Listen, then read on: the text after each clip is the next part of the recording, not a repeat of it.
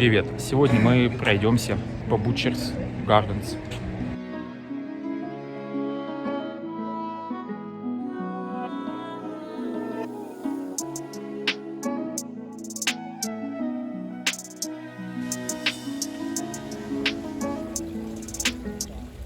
Я здесь жить останусь.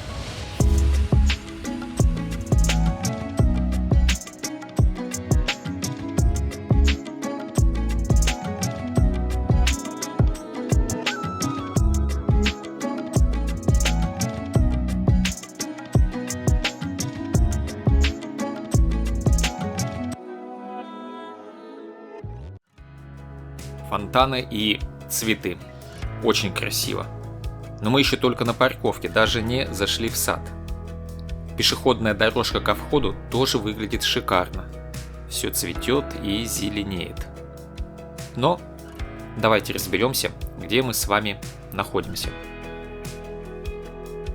Мы на западном побережье Канады, на острове Ванкувер.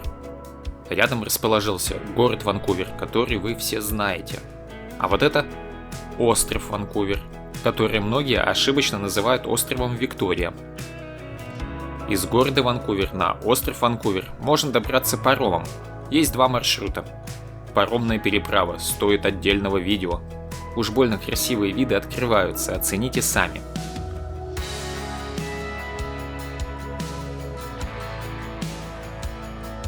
Можно, как в кинотеатре, усесться в первом ряду и любоваться. Слева на горизонте видны высотки Ванкувера. Навстречу еще один паром. Наш выглядит аналогично. Скорость парома более 30 км в час, из этого на палубе всегда ветрено. Плыть около 1,5 часов. И когда уже видны домики на берегу, время пройти в машины. Все очень технологично, автоматический трап, а при въезде-съезде на паром очень похоже на то, как перекресток на светофор переезжаешь. Аэропорт на острове тоже есть. В этот раз я прилетел прямым рейсом из Торонто. Рабочая поездка в город Виктория. Поэтому в этот раз до садов мне добираться из города на машине, всего-то около 20 километров.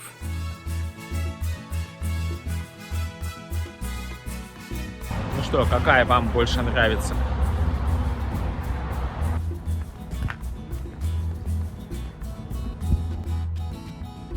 А поедем на этой, уж извините. Вот и вход в сады. Входной билет дорогой, 39 канадских долларов. Афиша обещает концерт вечером, но мы сегодня идем в сады. Их тут 4. Сад в глубине карьера, сад роз, японский сад и итальянский сад. По правилам с собаками можно, а вот селфи-палки запрещены.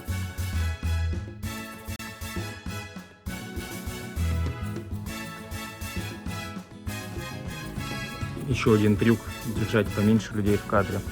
У вас так сложится впечатление, что это место пустынно. Начинаем с сада в глубине карьера. Вот этот вот вид – визитная карточка бутчартовых садов.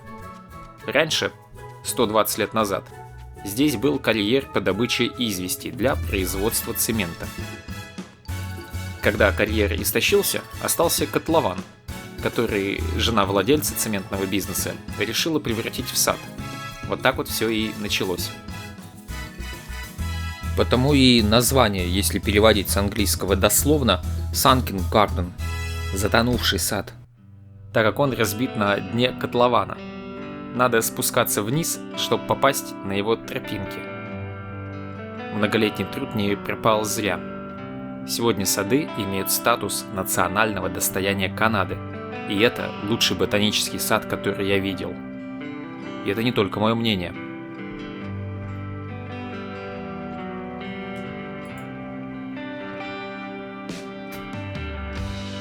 С самого начала сады не были любительским проектом.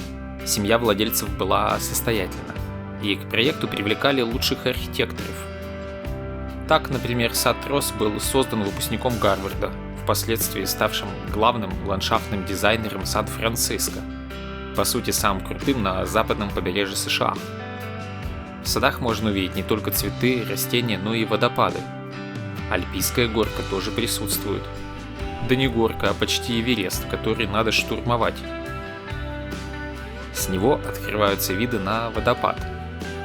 Забавно осознавать, что этот водопад рукотворный, так как возник на склоне карьеры.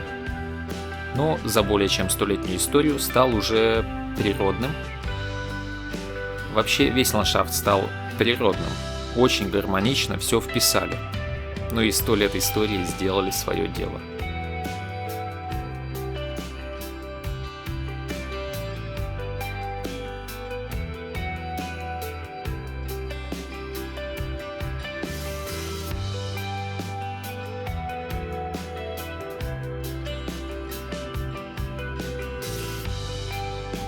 Туристическая тропа сейчас и тогда. На обустройство сада ушли долгие 17 лет, и в 1921 году сад был открыт для публики. Немного сухих цифр статистики. Общая площадь садов 22 гектара, что уместится в квадрат 500 на 500 метров. Но поверьте, тут такая сеть тропинок, что сады кажутся бесконечными. Как бесконечно большими, так и бесконечно красивыми. Более 900 разных видов растений и 50 садовников в штате создают всю эту красоту. Недаром сады посещают 1 миллион туристов в год.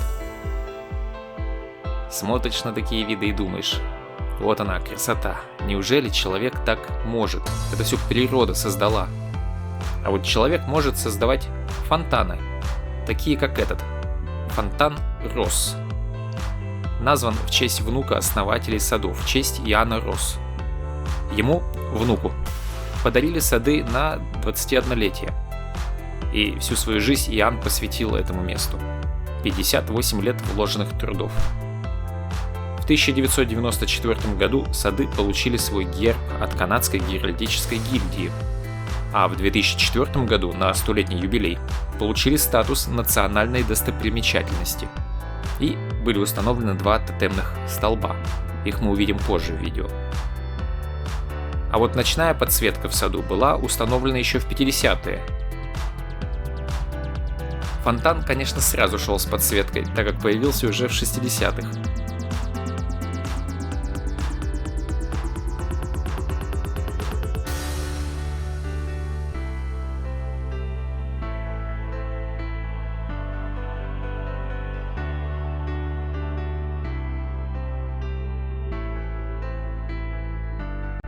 Мы идем дальше. Я пропустил болото с папоротниками. Они остались там внизу, в котловане.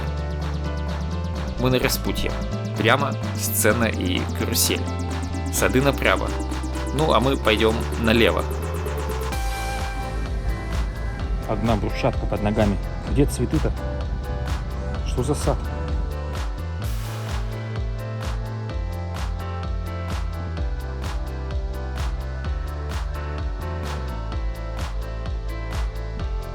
Бегониями нас не удивишь. У самих во дворе такого навалом.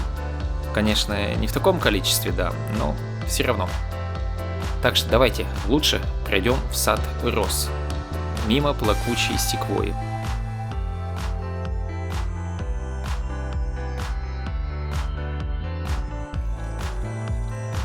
На входе лягушка.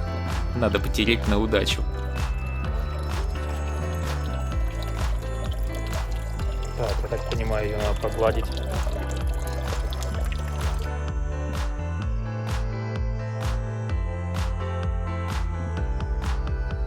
Пугающие цифры. 2500 кустов роз.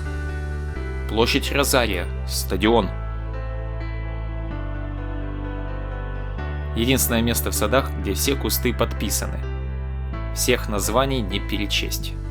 Давайте просто полюбуемся.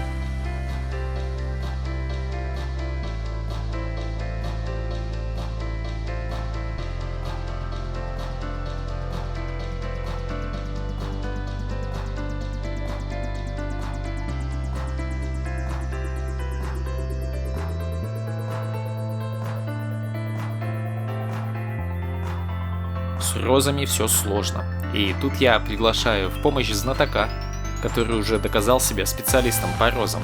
Оцените арку за ее спиной. Творение Полины. Не могу сказать, что я прям большой специалист по розам, но от предыдущих хозяев квартиры нам в придачу досталось две. Вот эта красная плетистая на арке и кустик розовых роз. Теперь каждую весну у меня по расписанию битва по пострижке и укладке с 5-метровыми колючими плетьми, а в июне-июле невероятная красота. В бучартовых садах роз невероятное количество. Тысячи сортов и видов. Вообще удивительно, что делает многолетняя селекция. А в случае с розами она проводилась тысячи лет. Огромное разнообразие цветов и ароматов. Наша плетистая роза не пахнет, зато очень пышно цветет. Надо будет про нее тоже как-нибудь ролик снять. Из забавного подглядел в Википедию. На русском языке статья про розы выглядит так. По полстраницы истории ботанического описания, страница про наименование и классификацию и 2 страницы по технике выращивания, а точнее, как сделать так, чтобы роза выжила. На английском языке по полстраницы общее описание истории, затем небрежное упоминание, что выращивать их не так сложно, и 5 страниц текста про сорта. В конце статьи, правда, упомянули на технику выращивания и обрезку. Возможно, здесь, в Британской Колумбии, на острове Ванкувер, где не выпадает снег, розы и не так сложно выращивать. Ну и садоводы здесь, конечно же, молодцы. Такая красотища вокруг.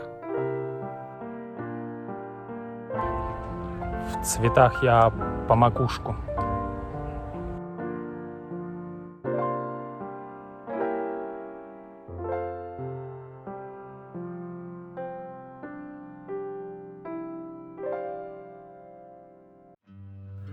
На этом круге еще не все. Рядом сад роз продолжается. Помимо стадиона, где розы высажены по кругу, есть и арка.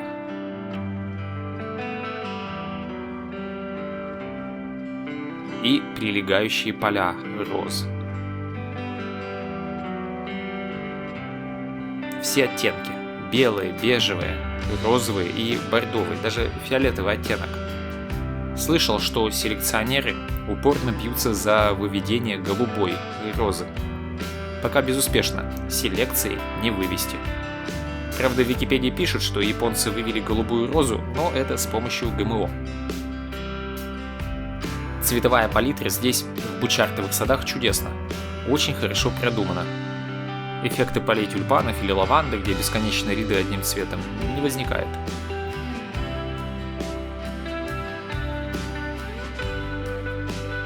Ориентирование по карте. Здесь сад в глубине карьера и фонтан.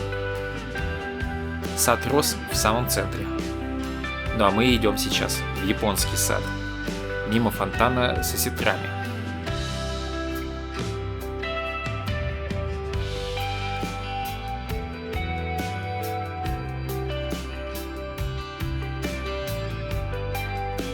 Но это не живые рябины, а бронзовая скульптура фонтан.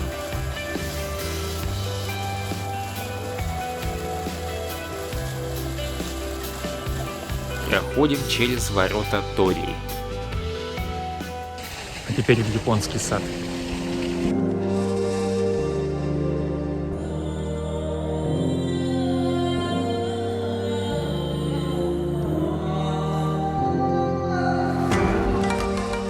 Японский сад был заложен в 1910 году. История была такова. Одна из успешных компаний Виктории решила заложить в городе японский сад. И чтобы сделать его главной фишкой для туристов, сад должен был быть аутентичным. Для этого нашли японских иммигрантов, и один из них привез из Японии своего отца, Исабура Кишида, профессионального дизайнера садов, которому на тот момент уже было более 60 лет. Опыта точно было не занимать. Он привез под заказ все японское, и стройматериалы, и саженцы, и создал великолепный японский сад. Да настолько все круто вышло, что к нему очередь выстроилась из желающих. Он успел еще 3 японских сада в окрестностях города сделать. История сохранила только 2 сада из 4. Один из них — вот этот вот сад. Из пустой поляны до вот такого вот сада. 110 лет истории. Истории, увы, не самой гладкой. Так, тот самый первый городской сад, который был аутентичный, был разрушен после Пёрл-Харбор, когда Япония напала на США. Японские мигранты были выселены с побережья в лагеря внутри страны, а их собственность и земли конфискованы. После войны им так и не разрешили вернуть собственность. И часть японцев была выслана в Японию, включая тех, кто был рожден в Британской Колумбии и никогда не видел Японию.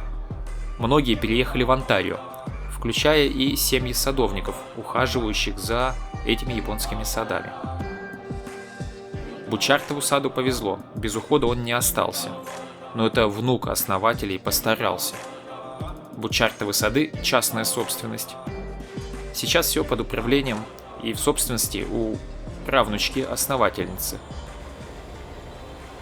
Нам повезло. Утренний поток туристов спал, а вечерний, который прибудет на концерт, еще не подъехал. Поэтому в саду можно найти уединенные уголки.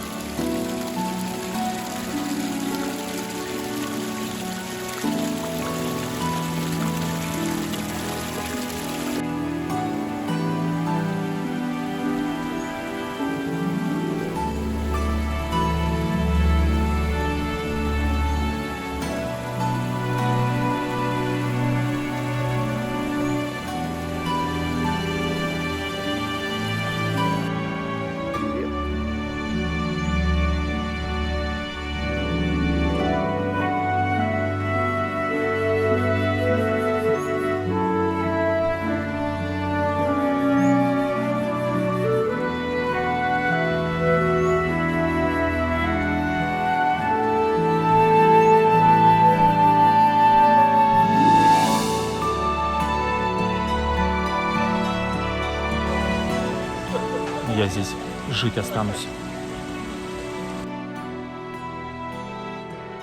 Очень атмосферно.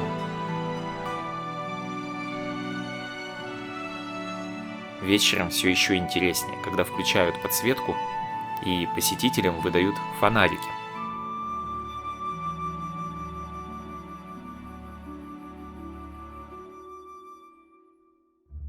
Из японского сада можно выйти к бухте.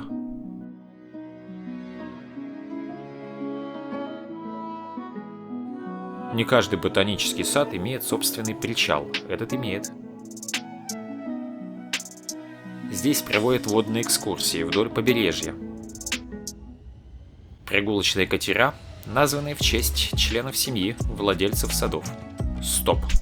На этом про японский сад все. Пройдем дальше.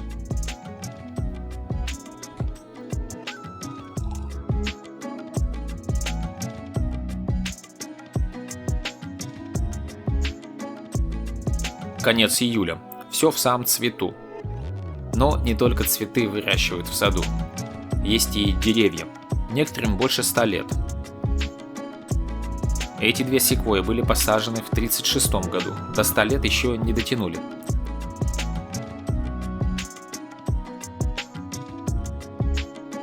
Но уже самые высокие деревья в этом саду. Вдоль всего западного побережья, отсюда и до Лос-Анджелеса, растут секвойи. И самые высокие вырастают более 100 метров в высоту и почти 9 метров в диаметре. И эти вырастут, надо только подождать, 600 лет. Попадаются и забавные поделки. Фигурки животных, выполненные из мха.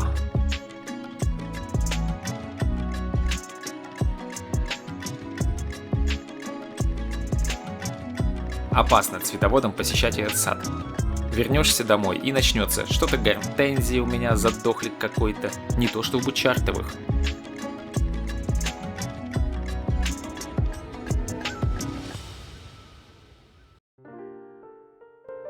есть выражение «рояль в кустах». Здесь рояль спрятали в домике, который в кустах.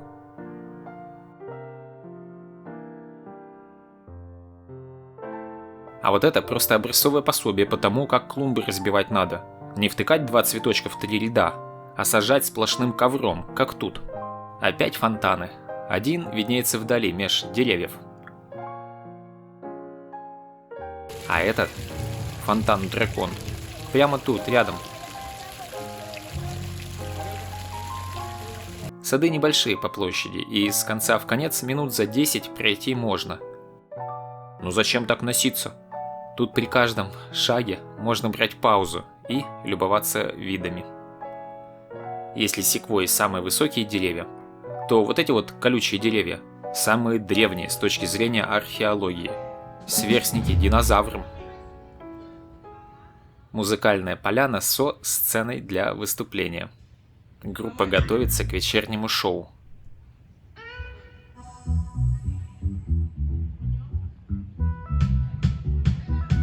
Исторически сложилось.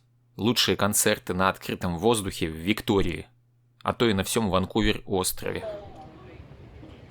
Сегодня будет Окан. А так имейте в виду. Среда, четверг, пятница. Расписание концертов входит в цену билета. А по субботам все еще с огоньком. Фейерверк.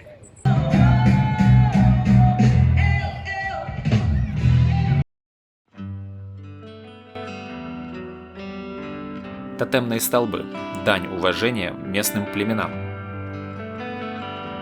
Здесь сады уже заканчиваются, и дальше виден пустой луг с прудом и фонтаном. А также со смотровой площадкой, откуда можно фейерверки смотреть.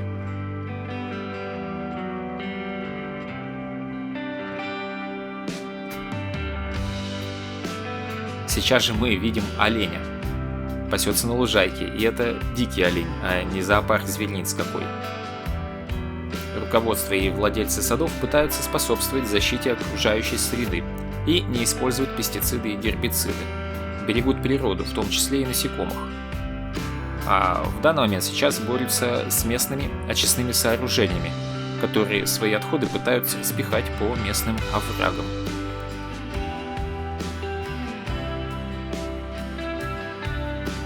Фейерверка сегодня не будет. Олень может гулять спокойно. Ну а мы идем дальше, к очередной достопримечательности. Вот в этом павильоне укрыли карусель. Она тоже по-своему уникальна. Все животные на ней вырезаны вручную. Такая вот крафтовая карусель получается.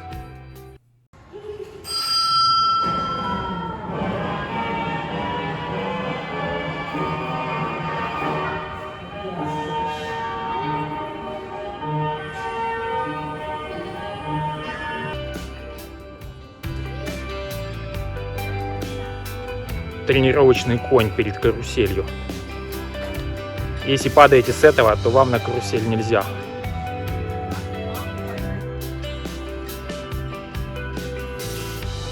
Еще немного зверей из мха. Они попадались в садах то тут, то там.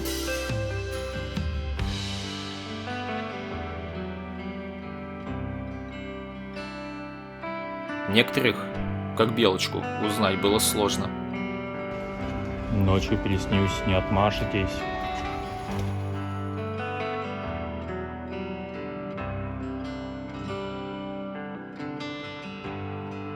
Какие гигантские цветы на этом кусту, обалдеть можно.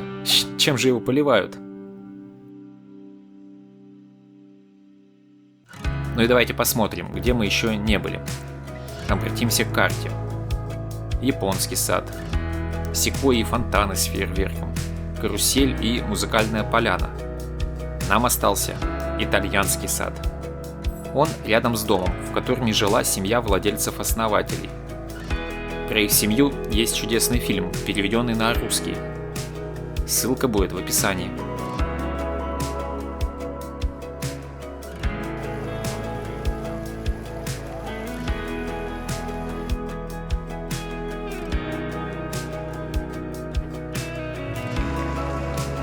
Вход в итальянский сад.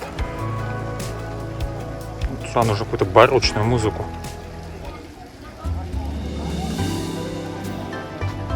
О, даже лучше. В доме есть ресторанчик, а также можно прикупить мороженое. Наверное, нельзя представить Италию без ресторанчика и джелато.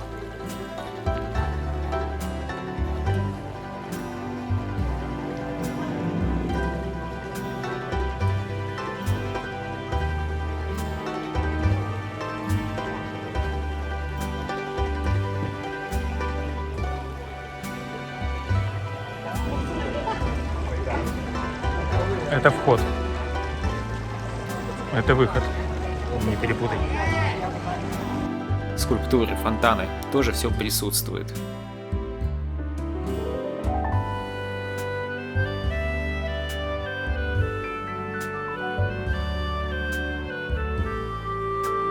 Какие чудесные клумбы и горшки с цветами.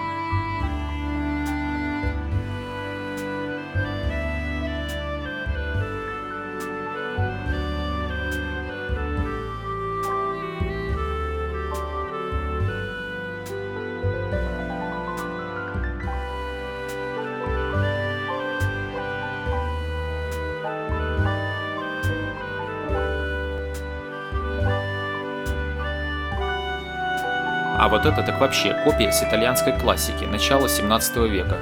Кабан. Но это мы уже вышли из итальянского сада и гуляем у входа. На мини-площади у туристического центра.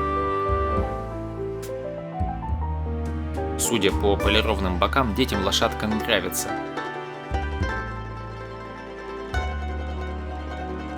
Есть и такие фонтаны в кустах с мельничным колесом.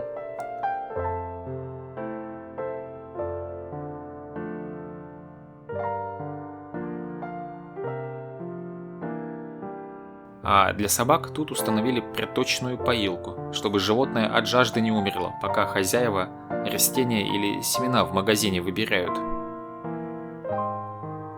Местные идут на вечерний концерт с раскладными стульями. Ну а мне пора на самолет.